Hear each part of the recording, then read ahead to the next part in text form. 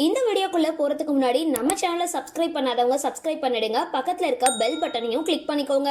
வாங்க வீடியோக்குள்ள போகலாம். சன் டிவில ஒளிபரப்பாகிட்டு வந்துட்டு இருக்க சீரியலுக்கு மக்கள் பேராதரவை கொடுத்துட்டு வராங்க. முக்கியமா பிரைம் டைம்ல வர சீரியலுக்கு டிஆர்பி ரேட்டிங்ல அதிக புள்ளிகள் கிடைச்சிக்கிட்டு இருக்கு. அதனால தொடர்ந்து இதை தக்க வச்சுக்கிற விதமா சன் டிவி சேனல் அதிரடியா சில விஷயங்களை செய்ய போறாங்க. அந்த வகையில இப்போ கதை கொஞ்சம் டல் அடிக்கிற விதமா இருக்குது கயல் சீரியல் தான். இதை இன்னும் விறுவிறுப்பாகவும் பார்வையாளர்களோட எதிர்பார்ப்பை அதிகரிக்கிற வகையில சில மாற்றங்கள் நடக்க போகுது. அந்த வகையில இதுல கெஸ்ட் ரோல்ல சோனியா அகர்வால் என்ட்ரி கொடுக்க போறாங்க.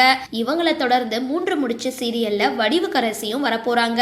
இந்த 2 நாடகமே மக்கள் விரும்பி பார்க்குற நாடகமா இருக்கிறதுனால இதுல சின்ன சின்ன மாற்றங்களை செஞ்சு இன்னும் அதிக புள்ளிகளை பெற வைக்கிற விதமா சில மாற்றங்கள் நடக்க போகுது.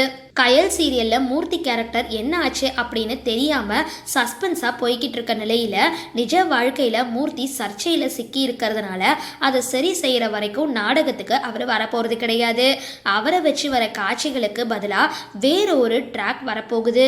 அதுக்காக தான் சோனியா அகர்வால் களமிறங்க போறாங்க. சரி, இந்த வீடியோ பத்தின உங்களோட கருத்துக்களை கீழே கமெண்ட் பாக்ஸ்ல போஸ்ட் பண்ணுங்க. வீடியோ பிடிச்சிருந்தா லைக் பண்ணுங்க, ஷேர் பண்ணுங்க, மறக்காம டிபி காபி சேனலை சப்ஸ்கிரைப் பண்ணுங்க.